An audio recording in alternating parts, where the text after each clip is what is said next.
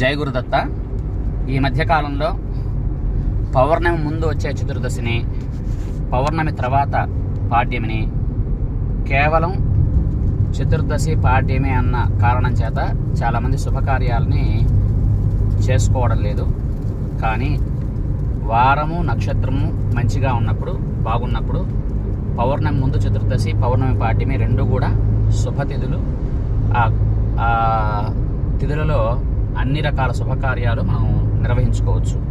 ఈ మధ్యకాలంలో చాలామంది నన్ను ఈ ప్రశ్న వేయడం జరిగింది, అందుకోసంగా ఈ వీడియో చేయడం జరిగింది. అందులో ముఖ్యంగా జ్యేష్ఠ మాసంలో పౌర్ణమి ముందు చతుర్దశి గురువారము మూలా నక్షత్రంతో కూడిచ్చింది. ఆ రోజు ఒక పాఠశాలలో విద్యార్థిని చేర్పించడానికి కూడా కొంతమంది సంకోచించారు. ఆ కారణం తెలిసిన తర్వాత నుంచి నేను ఈ వీడియో చేద్దామని ఆలోచిస్తూ ఉన్నాను. కాబట్టి ప్రతి ఒక్కళ్ళు కూడా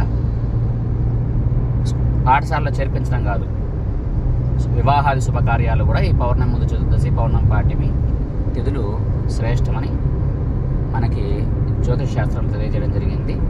కాబట్టి అందరూ దీన్ని గమనించగలరు. జై గురుదత్త.